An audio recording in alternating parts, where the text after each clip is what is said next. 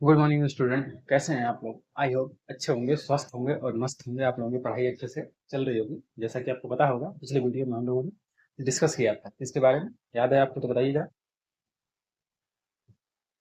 Discuss कर लिया था हम लोगों ने एक्सरसाइज 3.3 के कुछ क्वेश्चन को हम लोगों ने देखा था। हालांकि सभी क्वेश्चन लगभग लगभग खत्म हो चुके थे। अब उसके आगे हम आज के सेशन में डिस्कस करने वाले हैं। ठीक है, जिसमें जिसमें हम चैप्टर पढ़ रहे थे आव्यूह आव्यूह के कॉन्सेप्ट को ठीक है देख रहे थे। परिवर्त आव्यूह, स्क्यू, सिमेट्रिक्स वगैरह हम देख लिया था पिछले क्लास में। यदि आपने पिछला वीडियो नहीं देखा है तो डिस्क्रिप्शन में लिंक दे दूंगा, उसको आप जाके कंप्लीट कर दीजिए, तभी आपको आगे वाला चीज समझ में आ पाएगा, अन्यथा नहीं समझ पाएंगे आप। ठीक है, तो चलिए, मैं संजय आप सभी का आज अपने चैनल द एस के लर्निंग में स्वागत करता हूं, जिसमें हम पढ़ते हैं मैथ्स और साइंस। किसके लिए? बोर्ड के लिए। ठीक है, आइए तब हम इसके आगे डिस्कस करते हैं जहाँ पे हम पिछले वीडियो में आपको छोड़े थे। ठीक है, तो आपका टॉपिक है आज का। अच्छा, हम लोगों ने सब कुछ खत्म कर लिया है अभी में, बस एक चीज और बच गया है, इनवर्स निकालना। कैसे हम इनवर्स निकालते हैं? इनवर्स निकालने से पहले छोटी छोटी जो चीजें हैं उनको हम सीख लेते हैं, फिर उसके बाद हम आगे इनवर्स निकालना सीख लेंगे। चलिए आइए।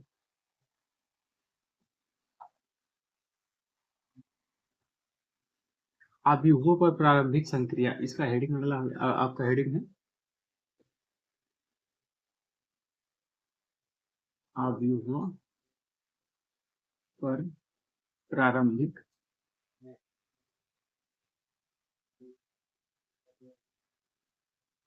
प्रारंभिक संक्रिया।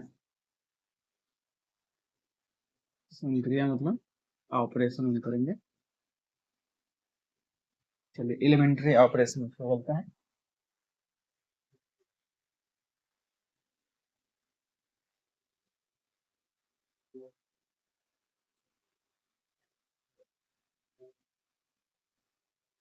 ऑपरेशन ऑन ए सेट,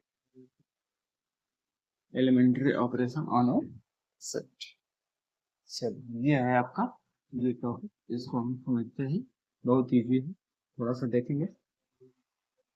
देखिए, जब हम किसी आव्यूह में चेंजिंग करते हैं, रो को कॉलम में चेंज, सॉरी, रो को कॉलम में तो चेंज करते हैं, परिवर्त होता है। लेकिन यहाँ पे हम एक रो से दूसरे रो में चेंज कर देते हैं, इंटरचेंज कर देते हैं, वही सब होता है।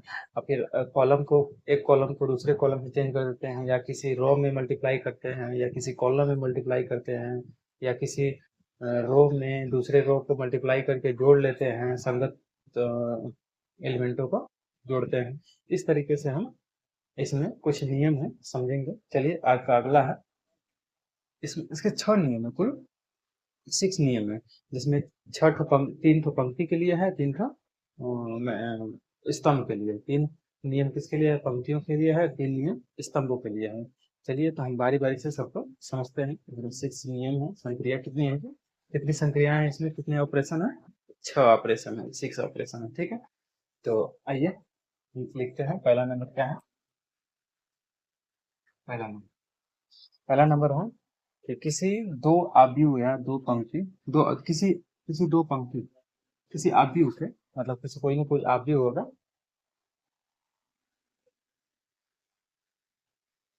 लिखते हैं इसको, किसी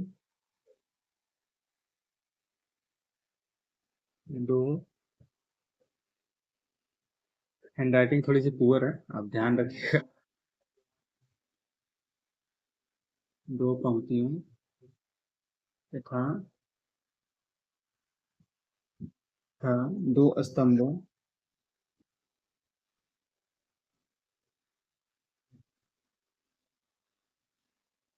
स्तंभों का परस्पर का परस्पर परस्पर विनिमय विनिमय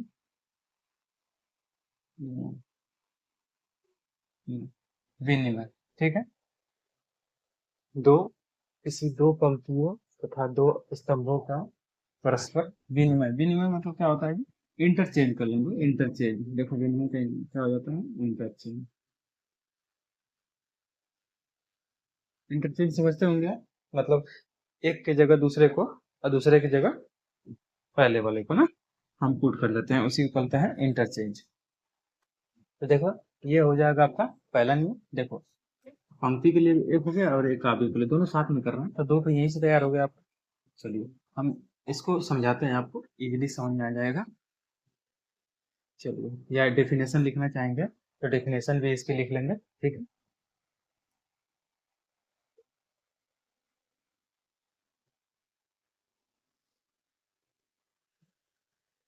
चलिए देखो, तो इसमें हम सब एक एग्जांपल समझ लेते हैं।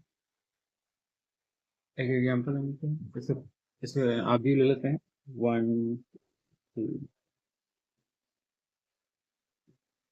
2 2 0। इस तरीके से हम लोगों ने एक वर्ग आव्यूह ले लिया। वर्ग आव्यूह में ध्यान रखेंगे, वर्ग आव्यूह में उसका डेफिनेशन आप लिखना चाहेंगे आव्यूह के और आणविक संक्रिया। तो इसमें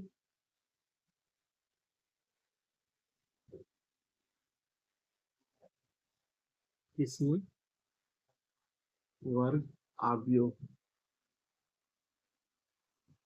आव्यूह को इकाई इकाई आइडेंटिटी आइडेंटिटी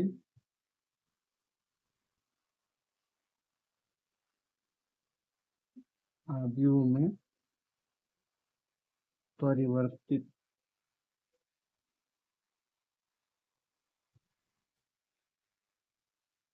किया जाता है। मतलब इस ऑपरेशन को हम लगाने का, इस मोटिव यही है हमारे लगाने का, इस ऑपरेशन को यूज करने का मोटिव यही होता है कि हम किसी भी वर्ग आव्यूह को क्या करते हैं, कोशिश करते हैं किसी में बदल जाए, आइडेंटिटी आव्यूह में बदल जाए। आइडेंटिटी मतलब इस तरीके से है, आइडेंटिटी आव्यूह मतलब 1 0 0 0 1 0 0 0 1। इस तरीके से आपको देखो, ये 3 by 3 का मैट्रिक्स है, ये वर्ग आव्यूह है, मतलब स्क्वायर मैट्रिक्स है, ठीक है।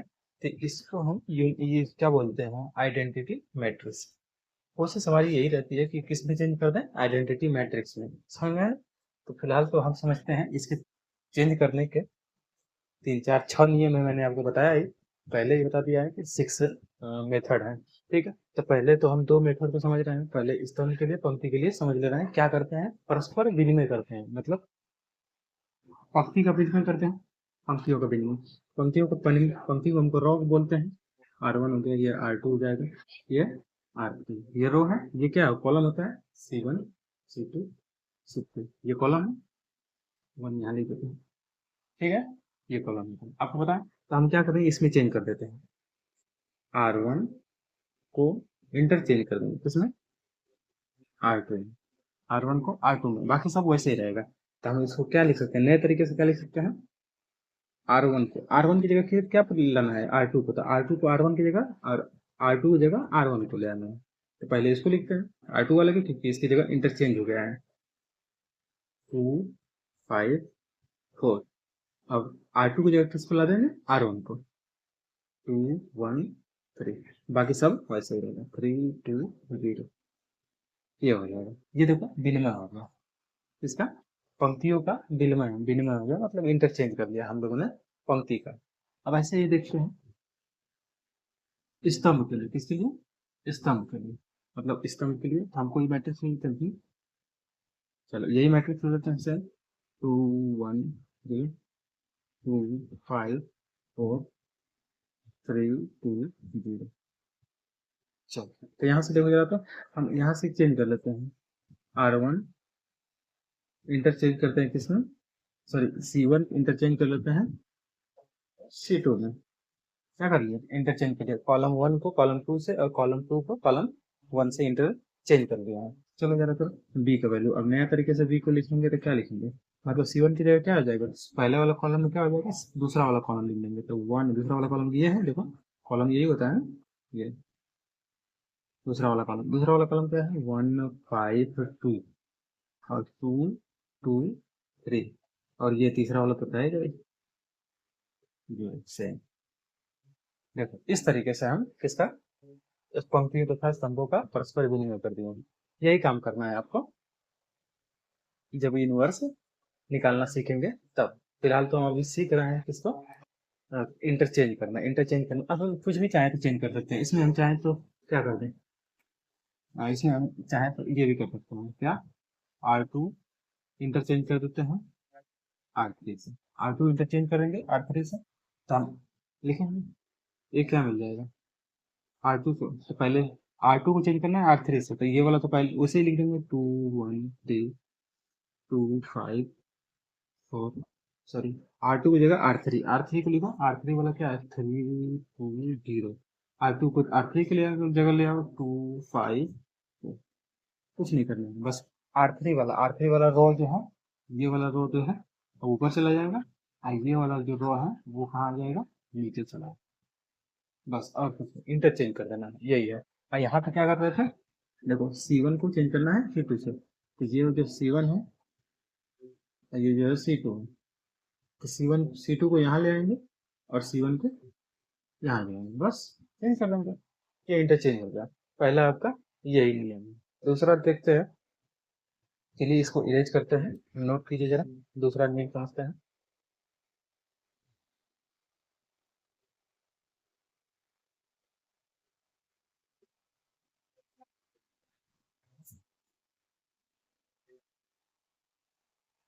चलिए आइए जरा स्क्रीन शॉट कीजिए इससे।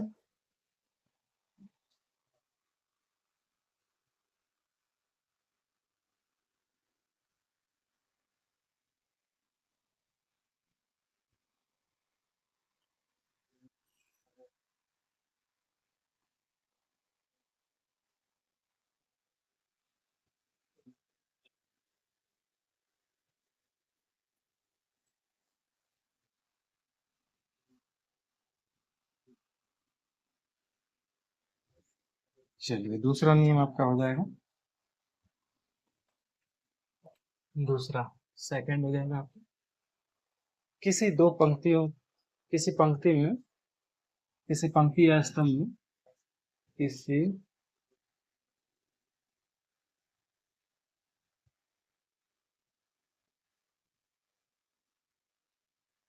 पंक्ति या स्तंभ में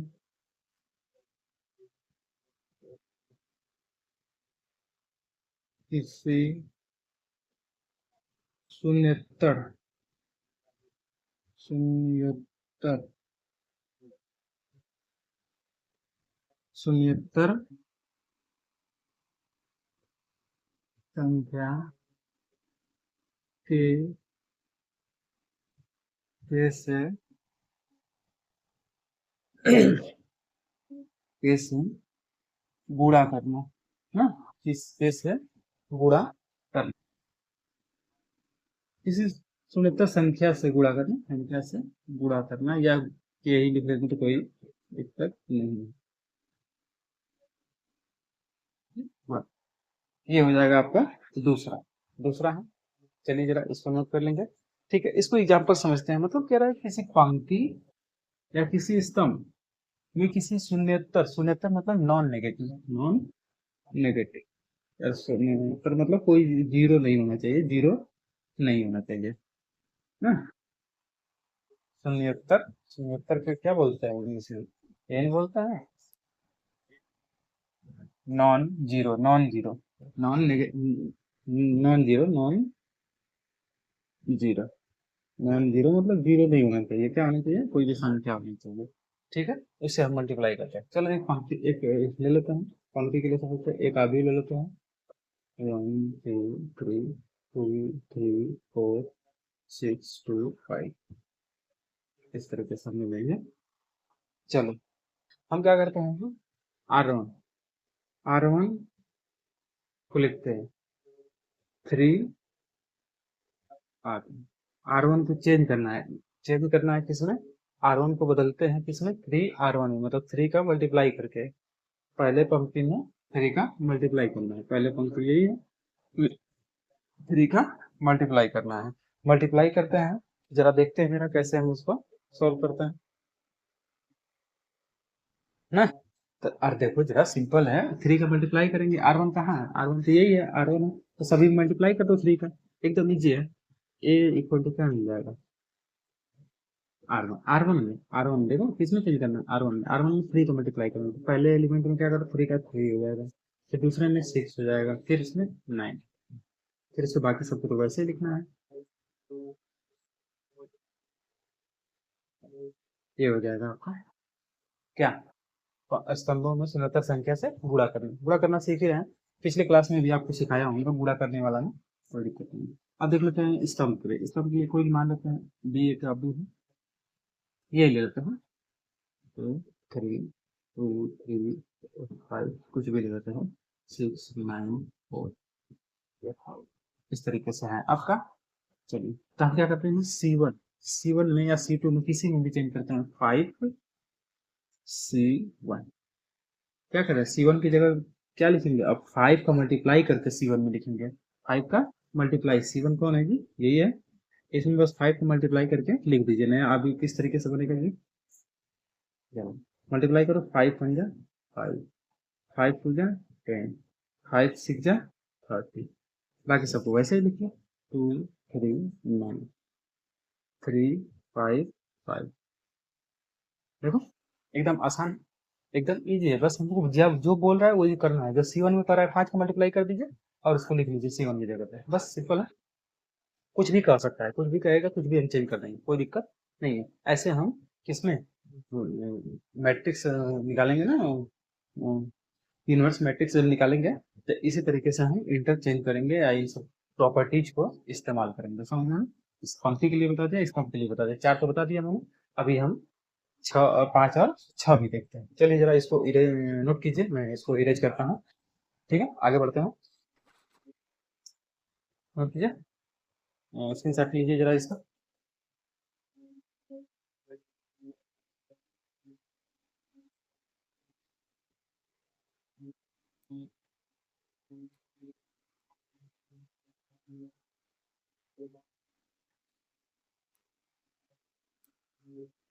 चलिए देखिए,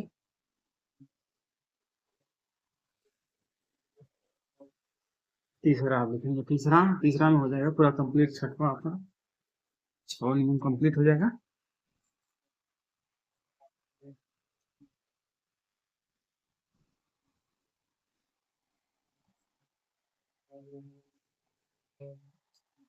तीसरा किसी वही रहेगा, किसी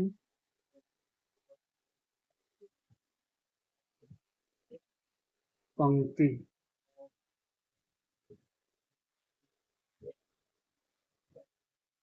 पंक्ति या स्तंभ, किसी पंक्ति या स्तंभ, किसी पंक्ति या स्तंभ के अवयवों में के अवयवों में किसी अन्य पंक्ति या स्तंभ, किसी अन्य पंक्ति या स्तंभ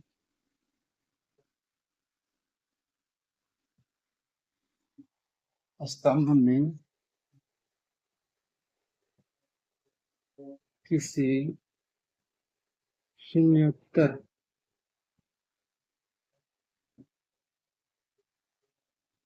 शून्योत्तर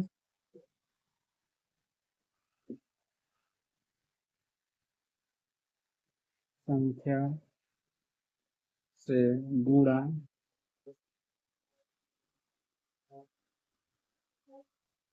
करके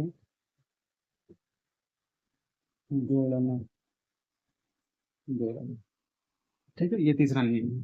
किसी पंक्ति या किसी अवयव के किसी पंक्ति या स्तंभ में और किसी अवयव में किसी अन्य पंक्ति या स्तंभ के अवयव में किसी संख्या से नॉन नेगेटिव शून्यतर या नॉन नॉन जीरो संख्या से गुणा करके जोड़ना या घटाना हम करते हैं। और देखते हैं जरा, हम इसको समझते हैं, ये मैट्रिक्स ले लेते हैं, one two three four five six seven eight nine, इस तरह से एक मैट्रिक्स ले लिया मैंने, अब इसमें चेंज करना है, किस क्या बोल रहा है करना है, हम इसको चेंज करता हूँ।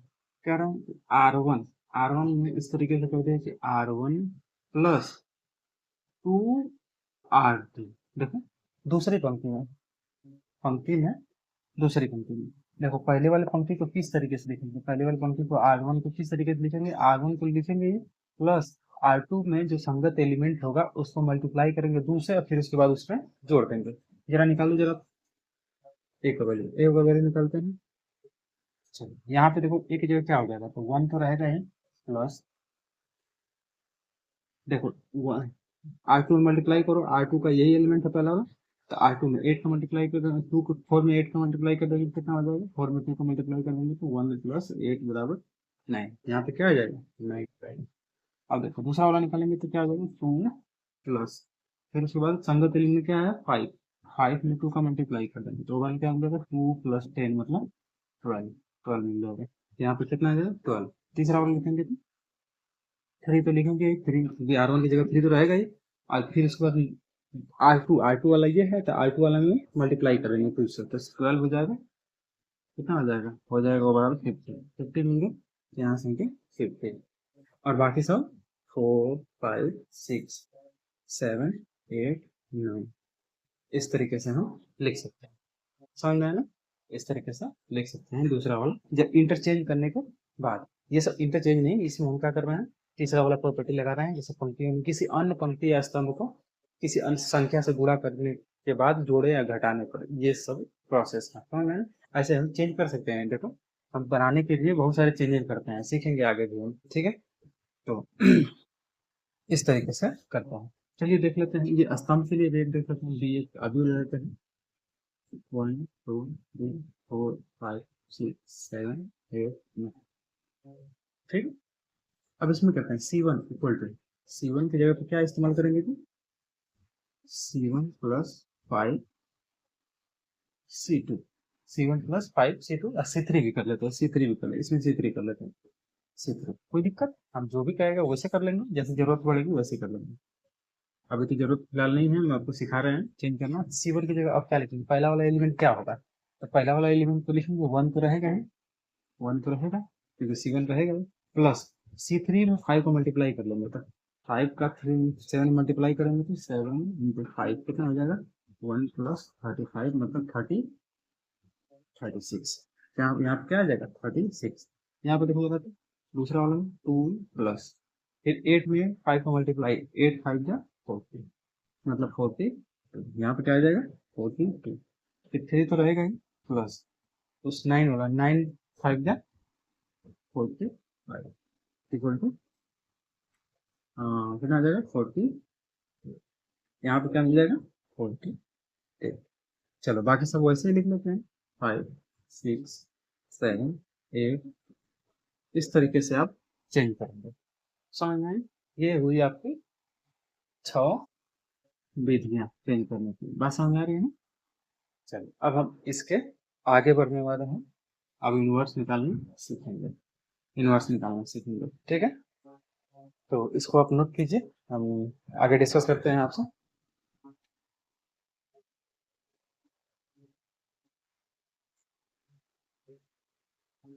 इनवर्स निकालना सीखते हैं, इनवर्स निकालना सीखते, आइए जरा आप लिखते हैं, हेडिंग लिखते हैं, व्युत्क्रमणी अवयव, व्युत्क्रमणी अवयव।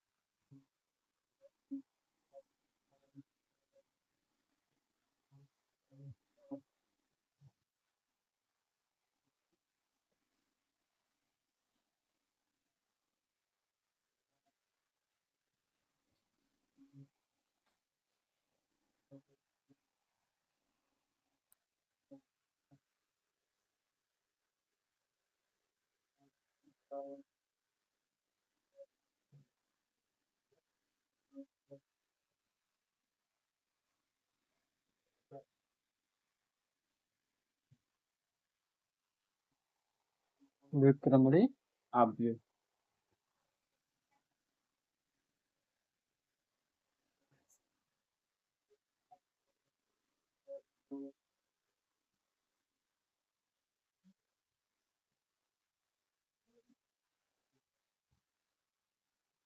विक्रमणी आव्यूह इनवर्टिबल मैट्रिक्स।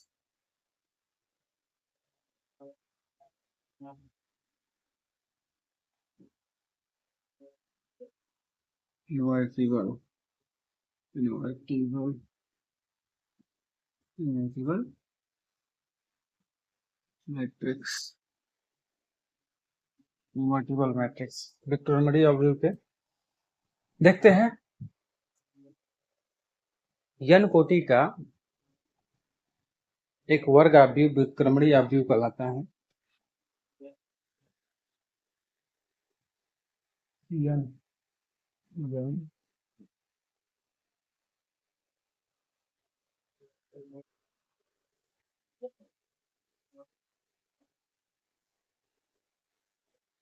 ठीक है, एक वर्ग आव्यूह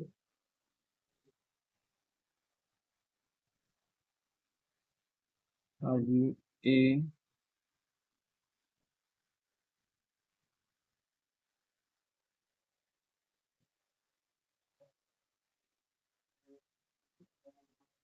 विक्रमणी आव्यूह कहलाता है यदि एक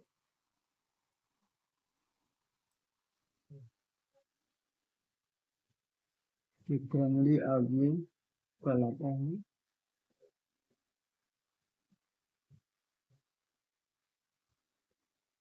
यदि n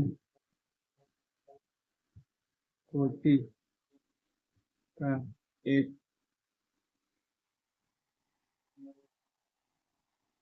वर्ग आव्यूह का अस्तित्व हो।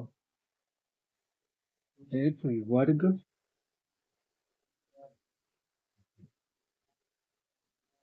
आव्यूह डी का अस्तित्व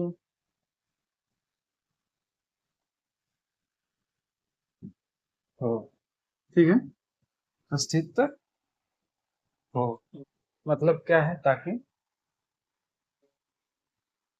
ताकि A B equal to B A equal to identity matrix, जहां आई एन कर लेते हैं, मतलब सबका ऑर्डर क्या होना चाहिए, सेम होना चाहिए। जहां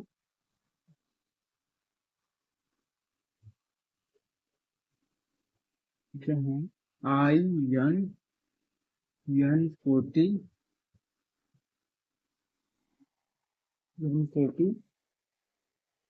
का इकाई इकाई आव्यूह है, इकाई आव्यूह है। ठीक है, ये हो जाएगा आपका विक्रमणी आव्यूह का कुछ डेफिनेशन। n कोटि का एक वर्ग आव्यूह ए विक्रमणी आव्यूह कहलाएगा। 1 कोटि का एक वर्ग आव्यूह ले लेते हैं, ए कोई भी नाम ले सकते हैं, 2 5 एंड 1 3। वर्ग आव्यूह 2/2 का है। देखो 2/2 का डॉट कॉलम क्या है, इक्वल, इसलिए हम इसे क्या कहेंगे, वर्ग आव्यूह कहेंगे। बात समझ में आ रही है। चलिए अब दूसरा हम ले लेते हैं, डी कोई मैट्रिक्स है, ये भी सेम कोटि का रहना चाहिए। 3 -5 3 -5 -1 और 2, इस तरीके से लेते हैं। ठीक है,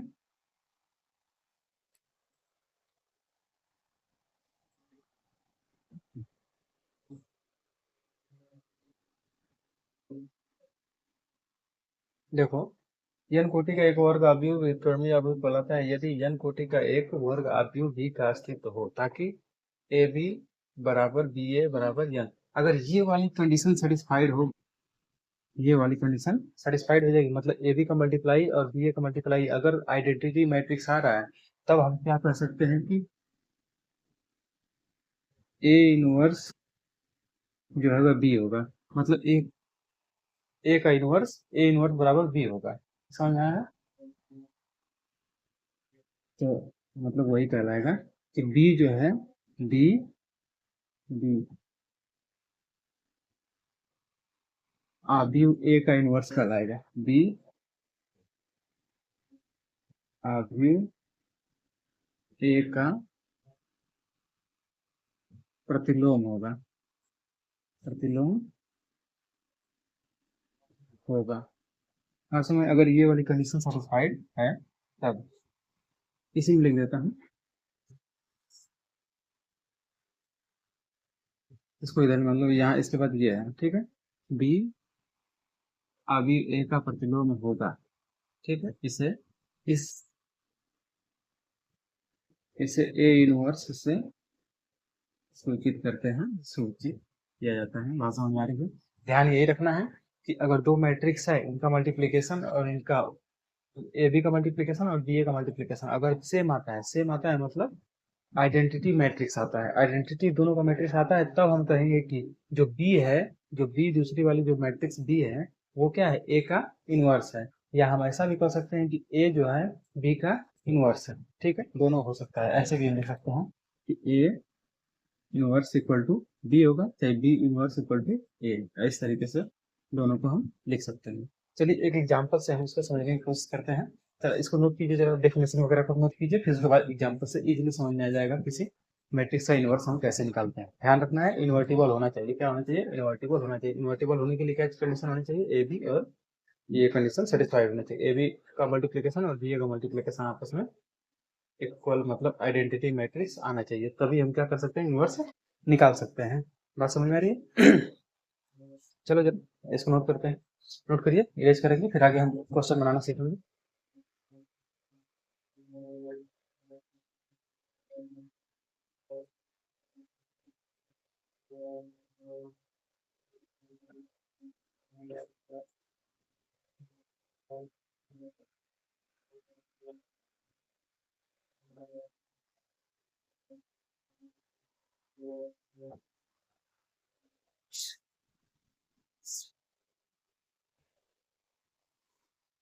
हो गया?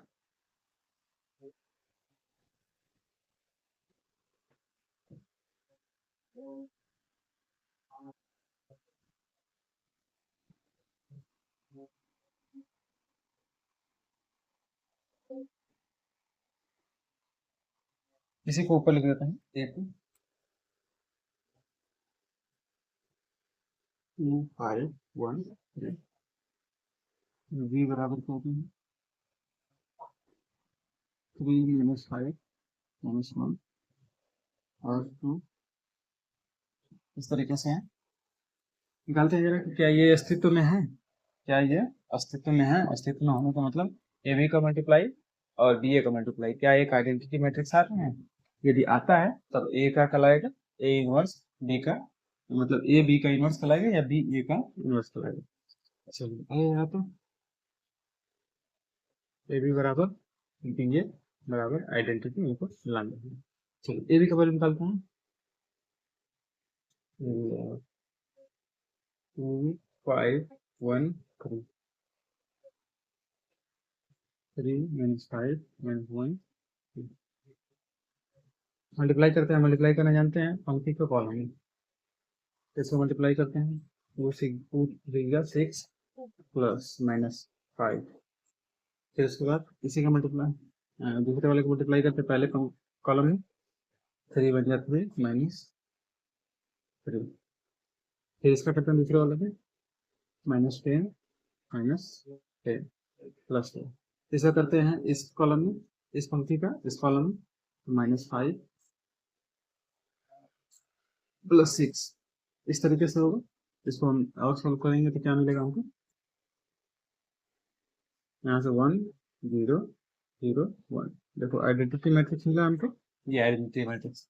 हम निकालते हैं बी ए बराबर जो निकालते हैं बी ए क्या है, बी का वैल्यू दिया है 3 माइनस 5 माइनस 1 2।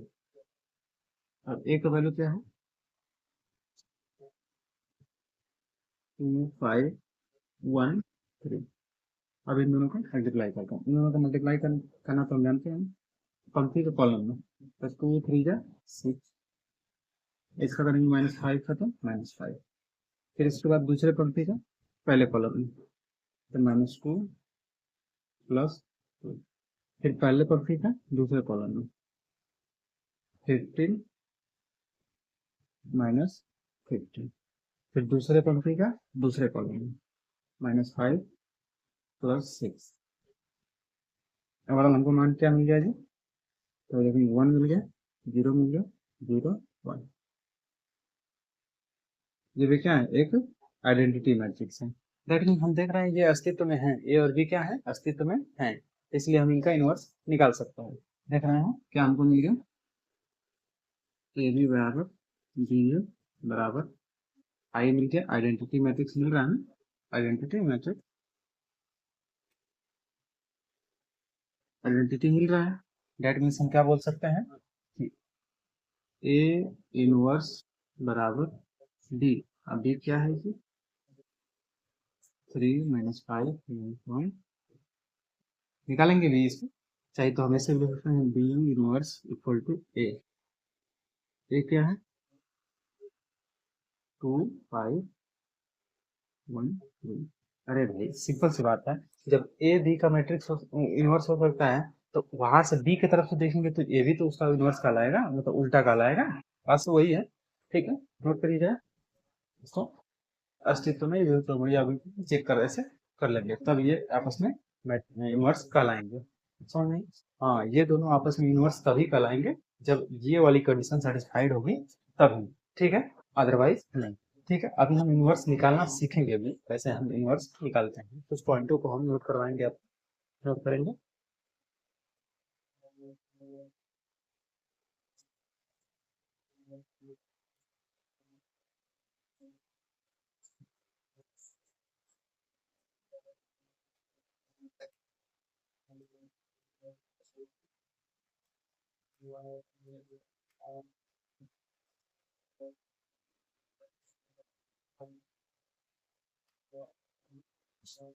चलिए अब मैं हम अभी इनवर्स निकालना सीखते हैं।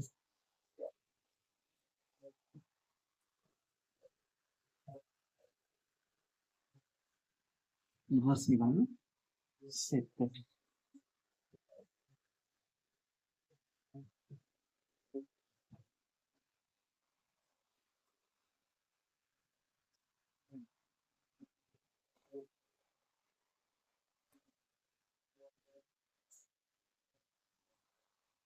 प्रतिलोम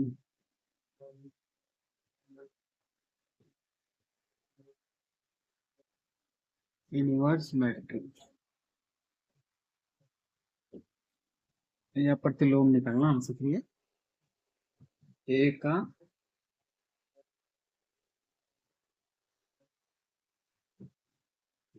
प्रतिलोम निकालने, प्रतिलोम निकालने के लिए 3 4 स्टेप है जिसको हम फॉलो करेंगे। चलिए पहला स्टेप आपका होगा, पहला स्टेप आपका हो जाएगा क्या, देखो प्रतिलोम निकालने के लिए क्या करेंगे कि ए equal to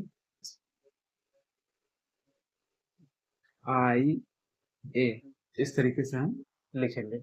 A equal to N कोटि का होना चाहिए, ये भी एन कोटि का, ये भी एन कोटि का, इस तरीके से लिखेंगे। पहला स्टेप आपका है जिसमें ए का मान तो लिखेंगे लेकिन इसमें आई का मान लिखेंगे। दूसरा स्टेप में ए तो था एलएचएस में, एलएचएस में ए क्योंकि ए तो आरएचएस में भी है, लेकिन एल एच एस में ए का मान तथा आरएचएस में आई का मान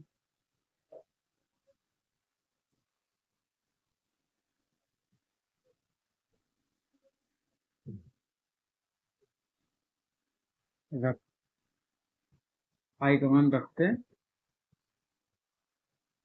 है एलएचएस में ए का मान तथा आरएचएस में आई का मान रखते हैं। तो फिर उसके बाद तीसरा पॉइंट हो जाएगा ए का मान एलएचएस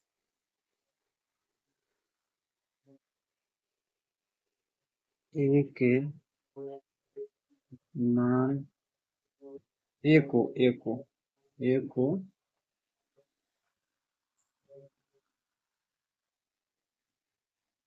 कोई एक संक्रिया लगाएंगे, केवल एक संक्रिया मतलब या तो स्तंभ वाला लगाएंगे या तो पंक्ति वाला, केवल एक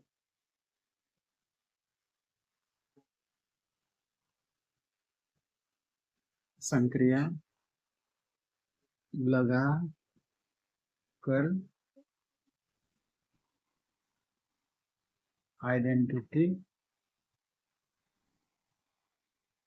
इकाई इकाई में इकाई आव्यूह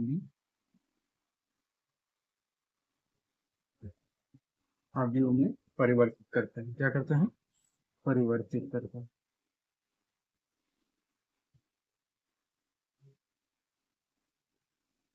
परिवर्तित करते हैं और हम कोई एक संक्रिया लगा करके हम इसको क्या करेंगे, तो ए दिया गया है कि ए वाला है, इसको हम क्या करेंगे, परिवर्तित करेंगे किसमें, इकाई आव्यूह में लगाते हैं। ठीक है, ये 3 स्टेप्स हैं। अब बाकी इकाई आव्यूह में चेंज करना ही है, सिंपल है बस। इसका मान रखेंगे, इसका मान रखेंगे, फिर उसके बाद इसमें कोई चेंज नहीं करेंगे, इसमें कुछ भी नहीं करेंगे। ये जो होता रहेगा, हम इसमें संक्रिया करेंगे तो इसमें भी संक्रिया करना पड़ेगा, सिंपल सी बात है। तो हम क्या करेंगे, इसको चेंज करने की कोशिश करेंगे, ए वाले आव्यूह को चेंज करने की कोशिश करेंगे किसमें, मैट्रिक्स, कौन सी मैट्रिक्स, आइडेंटिटी मैट्रिक्स में। ठीक है, आइडेंटिटी मैट्रिक्स में चेंज करने की कोशिश करेंगे। चलिए आइए जरा हम इसका सॉल्व करते हैं। एक क्वेश्चन लेते हैं, एक क्वेश्चन लेते हैं। ए बराबर एक मैट्रिक्स हम लेते हैं कोई, चलो 2 5 1 3 एक मैट्रिक्स है। ठीक है, देखो अभी पिछला वाला ये तो क्वेश्चन है 1 3, अब इसका हम मैट्रिक्स इनवर्स निकालते हैं। देखिए जरा इनवर्स इसका सही में जो हमारा आ रहा था वही आ रहा है क्या। चलिए आ जाता तो इसको हम इनवर्स निकालना है तो क्या करेंगे, ए इक्वल टू आई ए, पहला स्टेप था हमारा, पहला स्टेप फॉलो हो गया।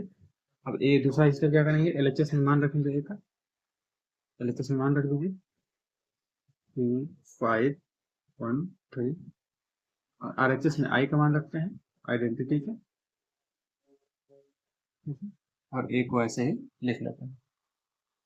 चलो इसमें हम क्या करते हैं कि इसको हम आइडेंटिटी मैट्रिक्स में चेंज करते हैं। आइडेंटिटी मैट्रिक्स में बनाने के लिए क्या करते हैं, R1 में पहले तो हम पहले वाले इसको चेंज करेंगे, फिर इसको चेंज करेंगे, फिर इसको चेंज करेंगे, फिर इसको चेंज करेंगे, बारी बारी से ऐसे यू के आकार में हम चेंज करेंगे, पहले बारी बारी से पहले इसको चेंज करेंगे, फिर इसको चेंज करेंगे, फिर इसको चेंज करेंगे, चेंज करके हम लाएंगे। पहले तो हम इसको चेंज करने की करते हैं, कोई करते हैं।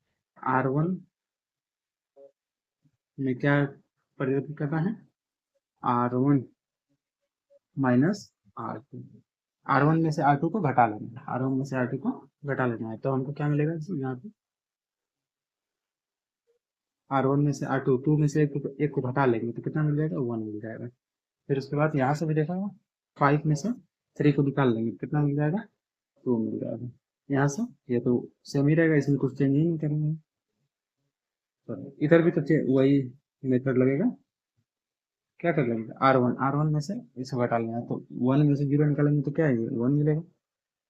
फिर 0 में से 1 निकालेंगे, 0 में से -1 निकालेंगे तो क्या आ जाएगा, -1 -1, ये तो वैसे ही रहेगा, ये चेंज देखो, और ए तो है ही है पहले ही से। अब फिर क्या करते हैं कि ए तो मिल गया, अब यहाँ पे 0 होना चाहिए, यहाँ पे 0 होना चाहिए, तो 0 है कब इसको चेंज करते हैं, फिर आ गया तो क्या करते हैं, R2 को चेंज करते हैं, R2 को इस तरीके से चेंज करते हैं, क्या करते हैं, 0 करते हैं, R2 minus R1, R2 minus R1, देखो जरा, अगर इसको चेंज करेंगे R2 माइनस R1, फिर तो यहाँ पे 0 लाना है, क्या हम नहीं इसको बना सकते हैं, इधर करते हैं, नहीं दिख रहा होगा इधर पे, चलो यहाँ से देखेंगे तो क्या मिल जाएगा, R1 वाला तो वैसे लिख सकते हैं R2, R2 में चेंज करना है R1, R2 की जगह क्या लिखना है R2 में से R1 को घटा लेना है। देखो यहाँ पे 1 में से 1 निकालेंगे तो 0 मिल जाएगा, ठीक है। यहाँ से 3 3 में से 3 में से 2 निकालेंगे क्या मिल जाएगा 1 मिल जाएगा, इस तरीके से इक्वल टू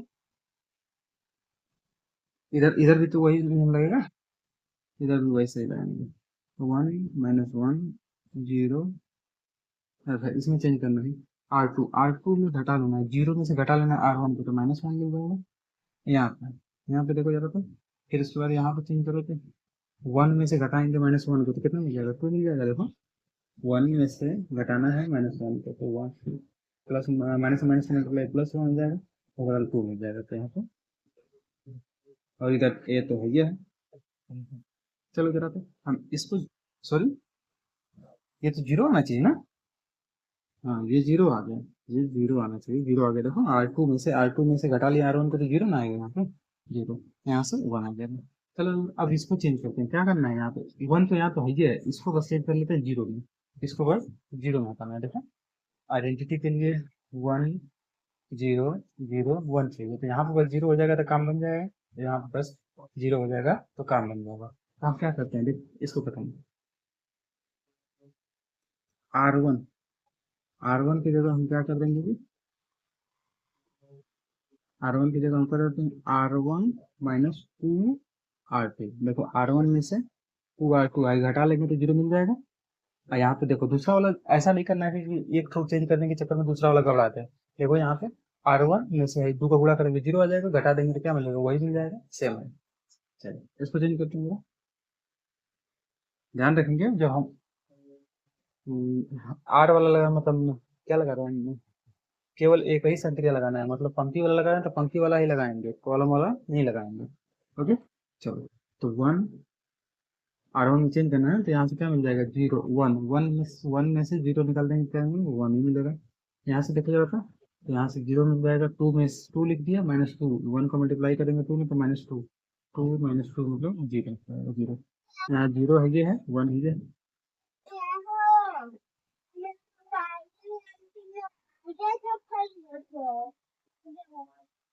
यहाँ पर भी चेंज करते हैं जरा तो 1 तो रहेगा माइनस, फिर इसमें 2 का मल्टीप्लाई कर दो और हटा लो -2 तो बराबर क्या 1 plus plus minus minus multiply plus हो जाएगा 2, कितना हो जाएगा 3 आगे, यहाँ पे क्या मिल जाएगा 3 मिला।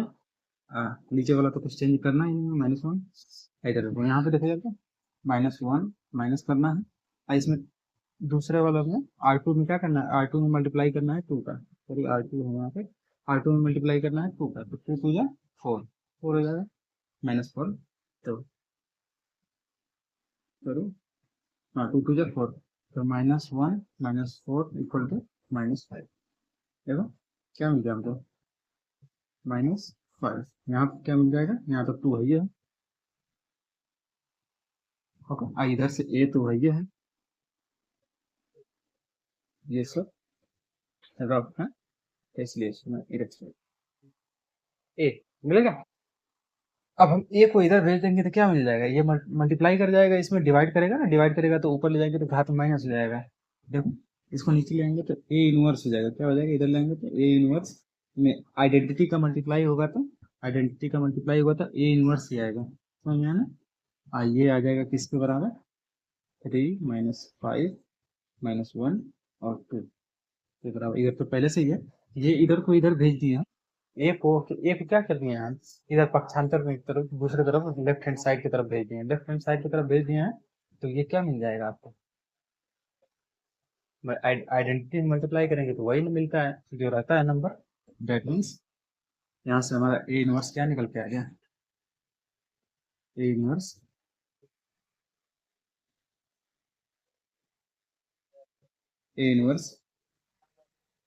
ये निकल के आ गया, समझ में आया? चलिए इधर लिखो ए इनवर्स बराबर, अच्छा ए इनवर्स में मल्टीप्लाई भी कर देते हैं कोई दिक्कत नहीं, इस तरीके से होगा ये होगा।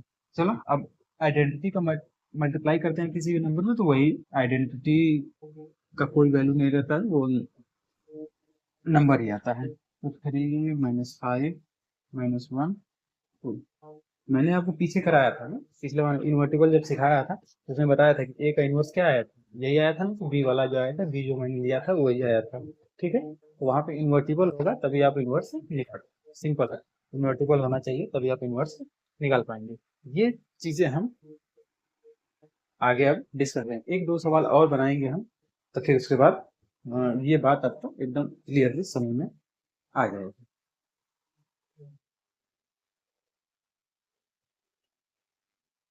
ठीक, तो वीडियो काफी लंबी हो जाएगी इसलिए हम इसको यहीं रोकते हैं। ठीक है, तो अगली वीडियो में हम लोग क्या करेंगे, सवाल को बनाना सीखेंगे और एक्सरसाइज के बारे में भी डिस्कस करेंगे।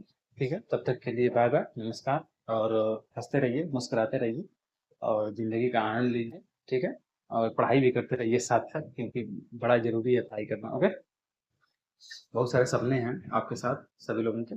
ठीक है, तब तक बाय बाय।